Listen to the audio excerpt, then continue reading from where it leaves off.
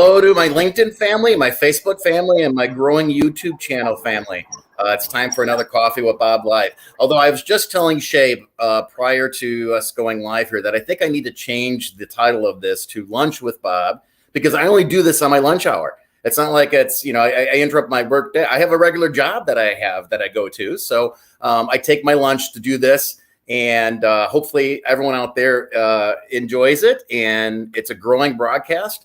And today I am very excited and pleased to be introducing you all to a very new connection of mine, Shaykara Waajid. Hopefully I told her I might butcher that name, but I call her Shay. We've had a few conversations, personal conversations. We've connected on LinkedIn and had some conversations on LinkedIn as well. And I've checked her out a lot, meaning that I've taken a look at her bio. She's got some excellent writings on Medium. She's got a blog that I go to. Her website is incredible. Just the breadth and depth of the work that she is doing out there today is just simply amazing. And as soon as I learned all that, I said to her, you have to come on Coffee with Bob Live, because I think Shay is a voice that needs to be heard. When I say one connection can change a life, she is definitely one of those connections. So if you're not connected to Shay, if you're not following Shay, if you're not engaging with her, you are truly missing out. So Shay, thank you so much for being on Coffee with Bob. I really appreciate it. Thank you for inviting me, Bob, and all of the nice words. I feel so special. Thank you. I appreciate it. Well, you are very special. I mean, just some of the things that you are doing and your storied career is just amazing. Why don't you just give everyone a kind of like an overview of what Shay is about and what Shay is working on right now? Absolutely. So I'll start with what I'm about first. In a nutshell, I'm the oldest of four. Recently engaged. I live in Atlanta, Georgia. My 9 to 5, if you will, is HR focused. I'm an HR professional. My expertise lies in talent acquisition, employee relations, and I'm a huge DEI advocate. Specifically on the inclusion side. And I say that because I think a lot of employers sort of check boxes on the diversity side, and then they leave the equity and inclusion out. So I want to throw that out there, and I'm sure we'll get deeper into that. I was born and raised in Columbia, South Carolina. I went to the University of South Carolina, go Gamecocks, for my undergrad degree. And then I went to a smaller university, Winthrop University, for my MBA program. And in that program, my concentration was HR management, go figure. After that program is when I relocated to Atlanta, Georgia. So I've been in Atlanta since 2017. I've always had family in Atlanta, so I was no native by any stretch of the imagination. Mm-hmm. I love it so far. I don't think I'll be moving anytime soon. But you never know. You never know. I never say never. Yeah. I've learned that over the course of my life. And then some things I'm working on now. Oh man, I don't even know where to start. I know it's deep. Oh man. So my core job, so the job that I'm on a lunch break from right now, is Women Who Code. We're a global nonprofit.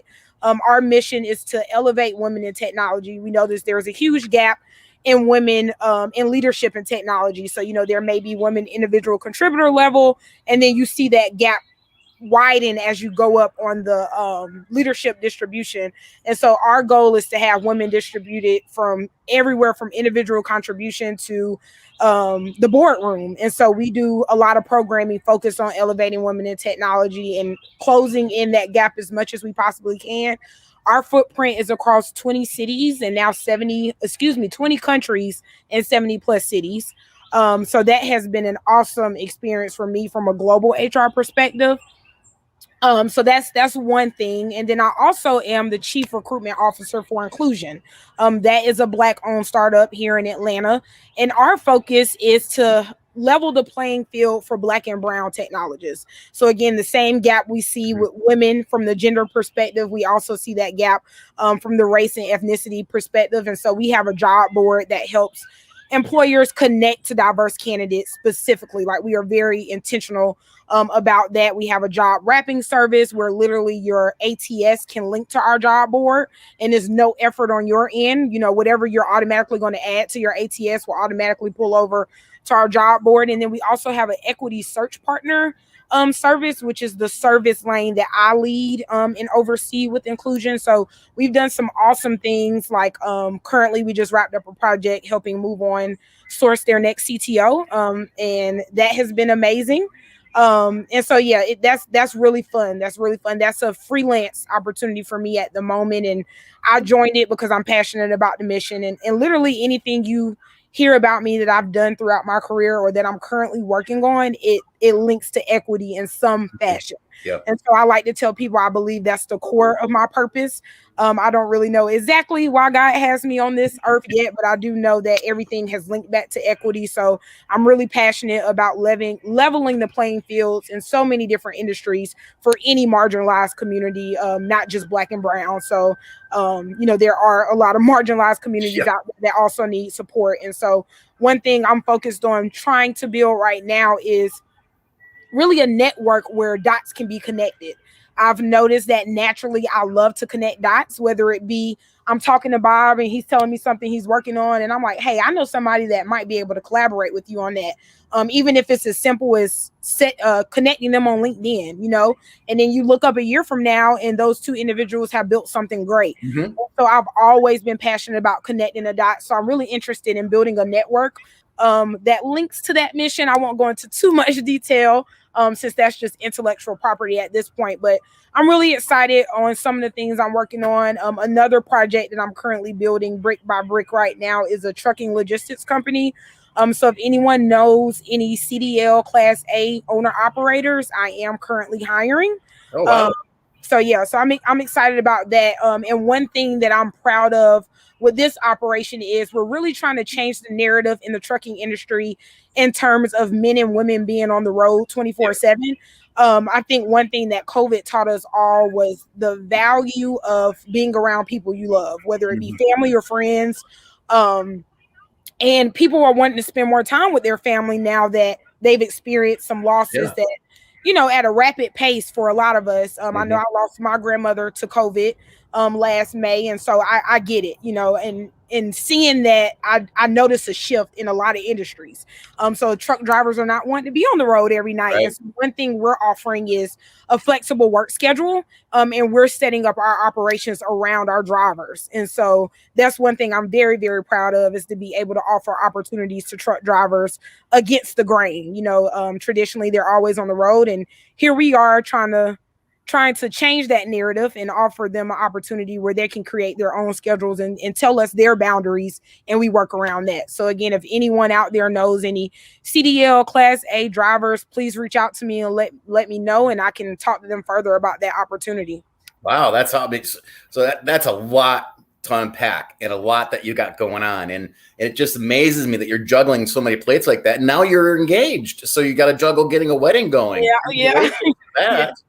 That's awesome. One thing that's been helping me with that, Bob, because I know going into it, everyone's like, oh my God, you're going to be so overwhelmed. And I'm a natural planner. I would like to say I have great time management skills. So one thing my fiance and I have been doing is sort of like a phased approach. And I'm sure from a technology perspective, like sprints. And so the first thing was like the venue, right? And when we knocked that out, we would give ourselves a break, and then we would go back to wedding planning.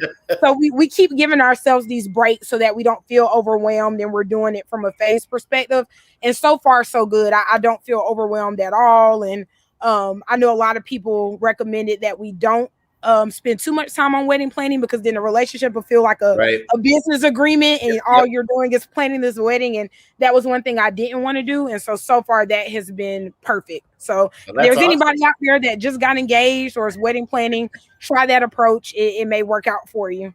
Yeah, that's the agile methodology. Way to go. Awesome. Well, so I love what you're doing. So let's go back. Let's step back a bunch of ways now, and let's talk a little bit about DEI, which is something that's kind of near and dear to my heart, especially when it comes to women empowerment, right? Especially in the workplace. I am very blessed. I am surrounded by 3 other senior leaders in our organization that we're together on that are all women. And that's awesome. They are they are my inspiration. They're my super women. I tip my hat to them all the time. I defer to them all the time.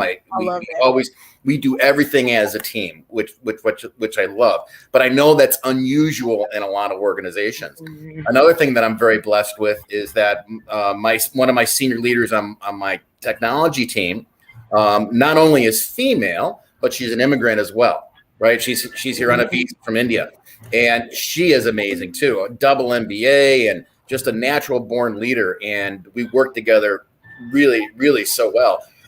And I think that's because, like you're talking about, that's why you and I connected so well, because it's near and dear to my heart. But let's talk about DEI and how you feel the world is shaping up with that today, and let's highlight some of the things you're doing to help change that. Absolutely. So let's do letter by letter in that acronym. Okay. So I'll touch on diversity first. Okay.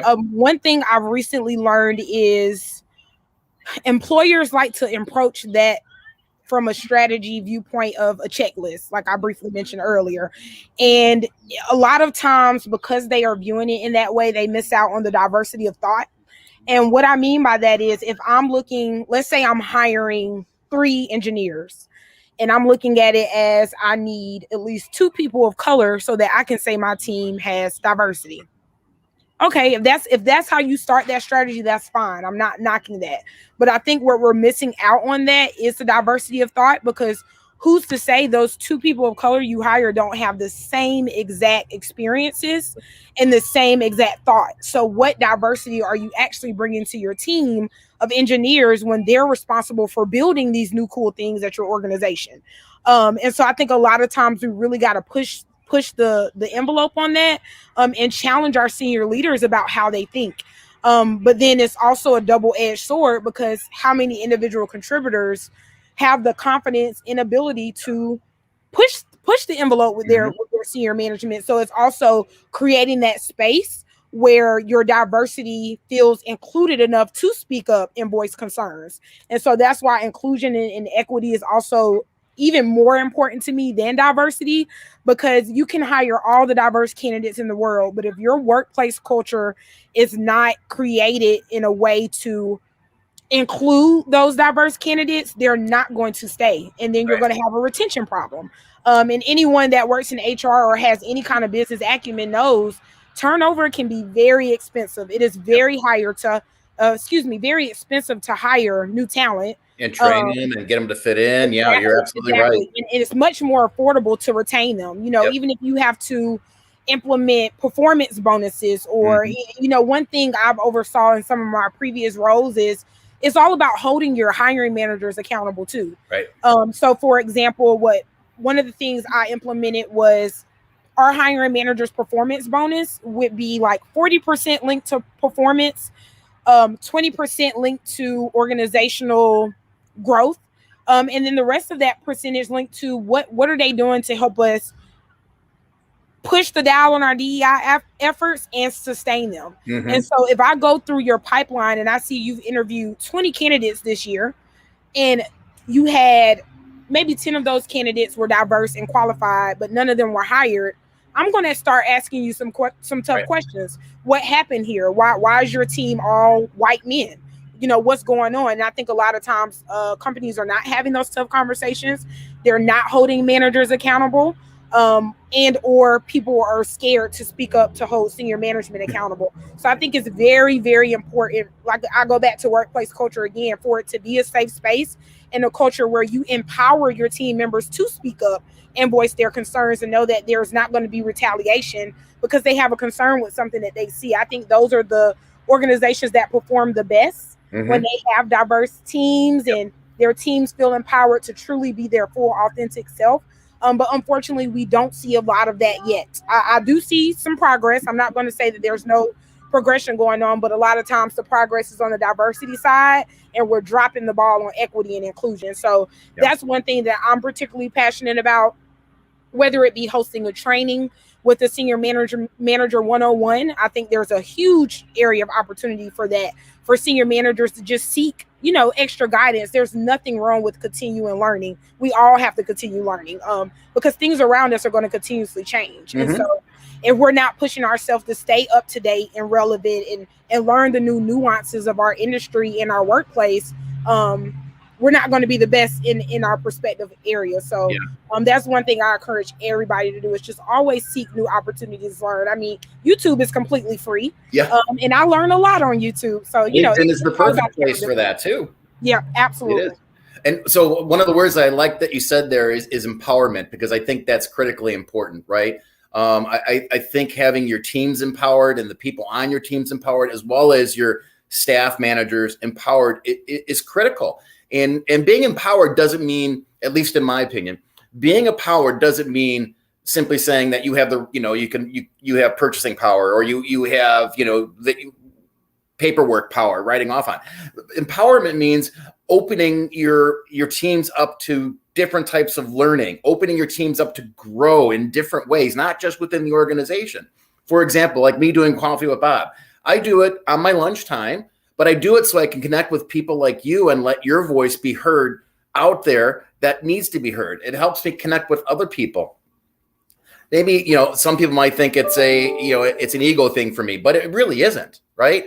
It's empowering for me because I'm helping other people get heard and I'm helping other people grow. And I think your message right now in the last 10 minutes, right, or so that they heard probably helped somebody, right? And to me, that's enough. Yeah. So let's talk about the E&I. So with equity, for me, I'll never forget with equity and inclusion. I was at a conference one year, a SHRM conference, and the speaker said that diversity is inviting someone that doesn't look like you to the party. Equity and inclusion is inviting them to dance. And I've never forgot that, because that's literally a great replica of what the difference between diversity and that equity and inclusion piece is. And for me, equity and inclusion is simultaneous. Yeah. If you're including people, they're going to have equity. If you're giving diverse candidates equity into the things they're building at your organization, then you're including them. So to me, they are parallel. They work hand in hand. And it's very important. Like I said, that is huge for retention.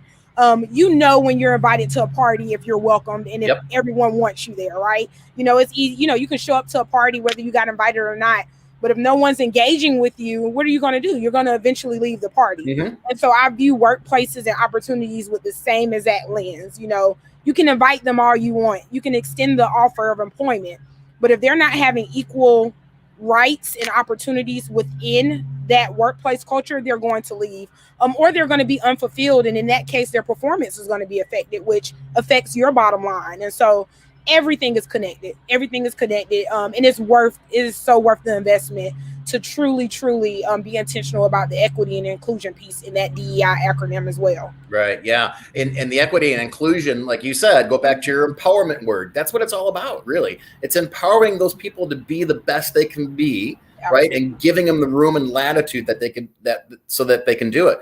My own team, I'm going to go back to my own experiences, obviously, with my own team members. Before I came on board, they all felt marginalized, right? They all felt like their voices weren't heard. So I gave them voices, and it's amazing the work that they're doing now.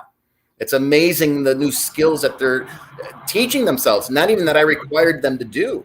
They're jumping on projects saying, I want to do this. Yeah. And to me, that's what it's all about. And I have a really diverse workforce on my team, and that's intentional.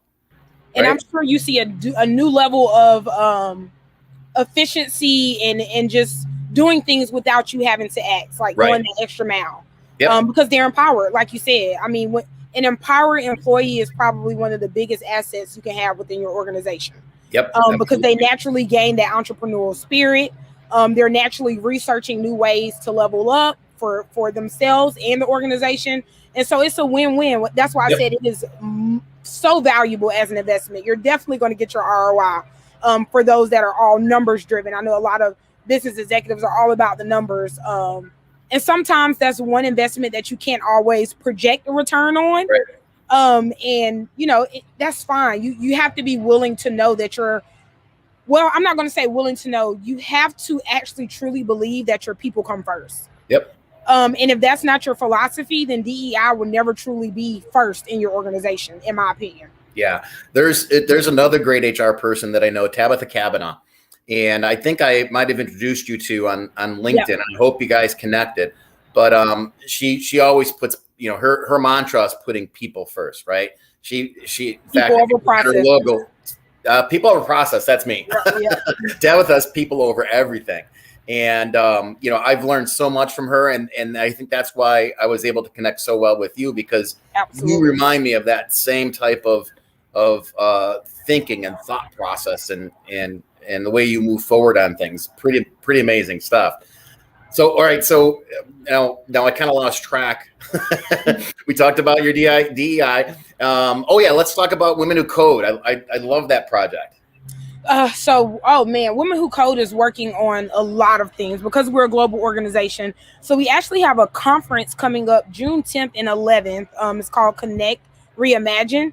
And we're basically challenging our community to reimagine everything, whether it be personal or their career. So we have a lot of diversity with our speakers for this upcoming conference that we're super excited about.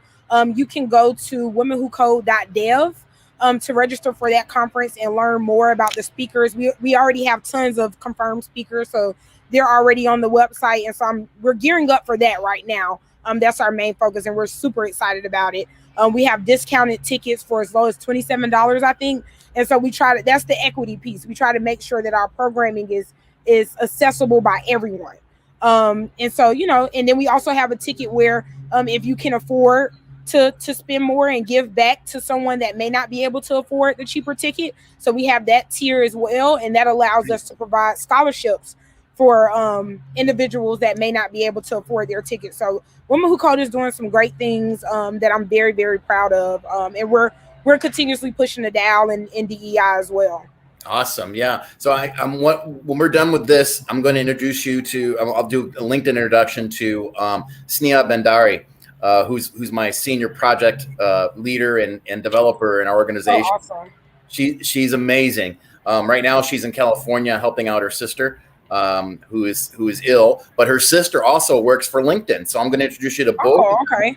And because I think they would love to help and would love to be involved. So that's awesome. Thank you, Bob. And another thing I completely forgot to mention when I was going over projects I'm working on is my consulting firm. So 3MC Business Solutions. The website is 3mcbusinesssolutions.net. And the funny thing about that project is that was started so organically. Like, it was never my intention to create a consulting firm, but what started happening is my relationships that I had cultivated throughout my career all started coming back. And before I knew it, I was consulting maybe 5 or 6 different business executives and companies at one time. And from a tax perspective, as a single woman, it just made sense to, get the EIN and make that a formalized business. And from there, it's grown tremendously, just organically, without me doing any huge marketing campaigns or outreach or push. So I'm very proud of that as well. Our focus is filling the gaps for startups, nonprofits, and small businesses. And what I mean by that is, let's say you're a nonprofit and you're a very, very lean team, so you don't necessarily have $80,000 a year to hire a HR manager, but you still need someone to come in and do payroll. So that might be $12,000 a year, let's say, and you can't afford that. And so that's what we focus on is nailing down the solutions you need and making sure they align with your budget as well as your goals and sustainability. And so that's what we do at 3MC Business Solutions is we give marginalized groups the opportunity to learn and work with the clients that we are working with, while also giving those clients everything they need at a fraction of the cost of having to hire full-time staff. Because traditionally in startups, nonprofits, and small businesses, right, that's one of the biggest barriers is not having that collateral and budget to have a full-time staff. And, if you scale properly, eventually you will. But in the meantime, that's what 3MC Business Solutions is there for. It's to help you get to that point. So yeah, I'm very proud of that as well. I don't know why I didn't mention that the first time. Okay, so now, so you got 4 huge projects. Well, no, 5 huge things that you're working on, right? Yeah. And starting a trucking company, while trying to plan a marriage and a wedding. How do you have time to breathe even, or even be on the show? I am a huge time blocker, so I live by this agenda. It's called the Day Planner for anybody that's a huge Yep. agenda person. They're probably familiar with that. But every Sunday, and I've been this way since like high school, every Sunday I plan out my week ahead. So any meetings I have, anything that's already scheduled, I go ahead and I write that down in under each day. And then I go back to, I use a roadmap for my life, like my goals. I break down my goals in quarters and then in months. And so I go back to that roadmap and I say, okay, what can I knock out this week in between what I already have listed on each day? And so, for example, if I see a 3 hour gap and I know a task that I can complete in 3 hours, I'll plug it in. So I'm a plug and play time blocking professional. And because I am a natural high performer, I typically do not, and it's not always good because I'm working on that. That's something my fiance gets on me about daily. But I typically don't eat dinner or relax until all of my tasks that I've written down is complete. And I've always been that way. And like I said, I know it's probably not healthy long term, Yeah, so I'm it's trying not. to work on that balance and learn how to give myself grace and push things off when Yep. they're not Yep. super urgent. And so that's something I've been working on as well. I'll be completely transparent about that because I'm sure there are other high performers out there that can relate to that. So I'm telling everyone, if you are a natural high performer, learn how to give yourself grace. Yeah. That's something I've learned in therapy recently as well. So you have Well, to I'll give tell yourself you, something's going to come along that's going to force you to do that, and I'll give you an example. So I have MS, okay, and it wasn't until I had that first full blown um, uh, bout of MS that kind of put me in the hospital for a while that I actually realized that I got to take time to breathe and do things instead of having my schedule filled all the way up until I have to run and eat dinner and then go do other things. So since then I schedule time for breathers. I schedule time for doing things like this because they fill me not only in my brain because I'm learning new stuff from you guys, but it fills me emotionally and it helps keep my cup full. You need to do that. It's really important. Your future husband is absolutely right on that. And sitting down to dinner with a loved one, or even with a friend, or sitting down to have a cup of coffee, even if it's only going to be 15, 20 minutes or even a half hour, it will re-energize you. It will fill you up. Absolutely. You're so correct. Because I will say in the past 2 years, I've probably given myself more grace and ability to navigate than I ever have. And my level of peace is completely different. So you are absolutely correct. It's still a continuous journey because I still have my moments where I'm like, oh no, I'm not stopping. And he's like, yes, you are. Close the laptop. So I'm the same way. It's still a continuous journey. Yeah, no, I get it.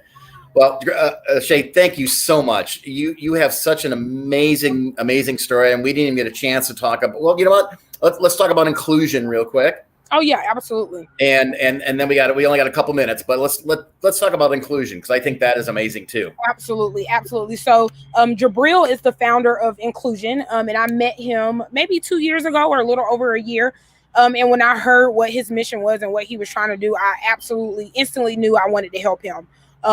With no reward in mind, and I think that's another reason why I'm continuously blessed is because I move where my passion drives me, not a dollar bill. And I think that's something that a lot of people have to learn through time and from experiences as well. And from that, it's ended up being such a fruitful opportunity and collaboration for us. And so he started off his product as just a job board. That was the core focus. And from there, we've grown to the equity search partner services. And now we're also working on launching our training services from a B2B perspective. So going in those workplaces and teaching both individual contributors and senior management different things around DEI and how they can be a more inclusive workplace. And so that's something we're very excited about as well. I think what I'm most proud of with inclusion is the intentionality. All of our services connect and they help the overall company have a better DEI focused organization. So whether it be them posting every job on our job board, that's showing a sense of intentionality that they are wanting their opportunities to be reached to more marginalized groups, instead of just posting it on LinkedIn and saying, okay, I've done my job, especially when you're a bigger company, the applications are going to come. Right. And so sometimes those companies don't necessarily go the extra mile to reel in diverse candidates. And when you're talking about marginalized groups, they're not on the same platforms that the overall majority is. And so that's one thing, inclusion, that's our core focus, is that job board. And then, like I said, we also have the equity search partner services, which is what we did with Move On to help them source their next CTO. And so that's another project I'm particularly very proud of, because anybody that is familiar with staffing, you know, it's very transactional. You know, you pay them, they send you the candidates, y'all shake hands, and that's it. Whereas our approach is way more collaborative. So I work with the clients on their job description, making sure the job description is inclusive, because that's where it starts. A lot of people don't realize that something as simple as saying you want your candidate to have 8+ years of experience is not inclusive at all.